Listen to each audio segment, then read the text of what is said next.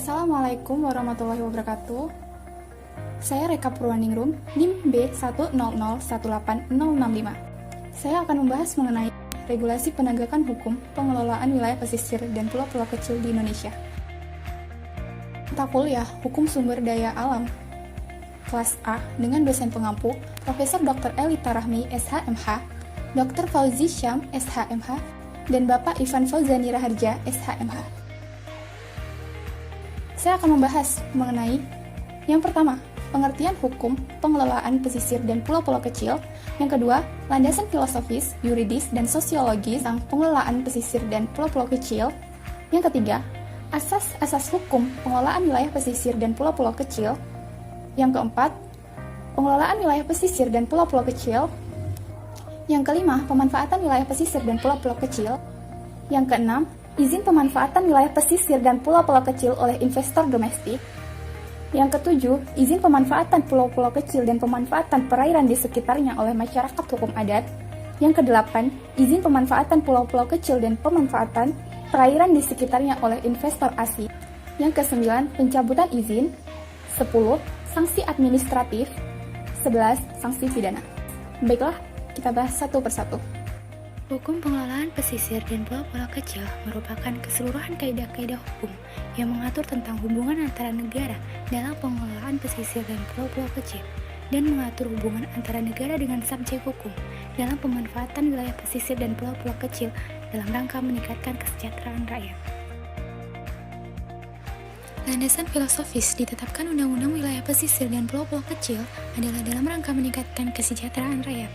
Landasan yuridis diatur dalam Undang-Undang Nomor 27 Tahun 2007 dan Undang-Undang Nomor 1 Tahun 2014 tentang perubahan atas Undang-Undang Nomor 27 Tahun 2007. Landasan sosiologis karena pengelolaan wilayah pesisir dan pulau-pulau kecil belum memberikan hasil optimal di dalam pembangunan nasional. Asas-asas hukum pengelolaan wilayah pesisir dan pulau-pulau kecil meliputi keberlanjutan, konsisten, keterpaduan, kepastian hukum, kemitraan, pemerataan, peran serta masyarakat, keterbukaan, desentralisasi, akuntabilitas, dan keadilan. Pengelolaan wilayah pesisir dan pulau-pulau kecil meliputi pengorganisasian perencanaan, pemanfaatan, pengawasan, dan pengendalian yang dilakukan oleh pemerintah dan pemerintah daerah, antar sektor, antara ekosistem darat dan laut, serta ilmu pengetahuan dan manajemen. Wilayah pesisir dan pulau-pulau kecil dimanfaatkan untuk kegiatan produksi garam, biofarmakologi laut, bioteknologi laut, pemanfaatan air laut selain energi, wisata bahari, pemasangan pipa dan kabel bawah laut, pengangkatan benda muatan kapal tenggelam. Selain itu, untuk kepentingan konservasi, pendidikan dan pelatihan, penelitian dan pengembangan, budidaya laut, pariwisata, usaha perikanan dan kelautan, serta industri perikanan secara lestari, pertanian organik, peternakan, pertahanan dan keamanan negara. Izin pemanfaatan wilayah pesisir dan pulau-pulau kecil oleh investor domestik. Pertama, izin lokasi.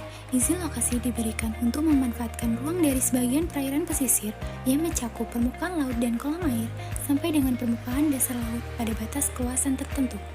Yang kedua, izin pengelolaan. Izin yang diberikan untuk melakukan kegiatan pemanfaatan sumber daya perairan pesisir dan perairan pulau-pulau kecil. Yang berhak mengajukan permohonan izin lokasi dan izin pengelolaan adalah perseorangan warga negara Indonesia, korporasi yang didirikan berdasarkan hukum, dan koperasi yang dibentuk masyarakat. Sedangkan dalam masyarakat hukum adat, untuk mengelola wilayah pesisir dan perairan pulau-pulau kecil oleh masyarakat hukum adat, tidak perlu izin dari pejabat yang berwenang, baik berupa izin lokasi maupun izin pengelolaan. Selain itu, izin pemanfaatan juga dapat dilakukan oleh investor asing. Pejabat yang berwenang menerbitkan izin pemanfaatan pulau-pulau kecil dan perairan oleh investor asing adalah menteri, dan izin diberikan setelah mendapat rekomendasi dari bupati atau wali kota. Menurut Pasal 50 Undang-Undang Nomor 1 Tahun 2014 tentang perubahan atas Undang-Undang Nomor 27 Tahun 2007, yang berhak mencabut izin lokasi dan izin pengelolaan di wilayah pesisir dan pulau-pulau kecil yaitu: pertama, Menteri, berwenang mencabut izin di wilayah lintas provinsi, kawasan strategis nasional tertentu, dan kawasan konservasi nasional. Yang kedua, Gubernur, berwenang mencabut izin sesuai dengan kewenangannya. Yang ketiga, bupati atau wali kota, berwenang mencabut izin sesuai dengan kewenangannya. Sanksi administratif izin lokasi meliputi peringatan, pembukuan sementara, dan pencabutan izin lokasi. Sedangkan sanksi administratif izin pengelolaan meliputi peringatan tertulis, penghentian sementara kegiatan, penutupan lokasi, pencabutan izin, pembatalan izin, dan denda administratif.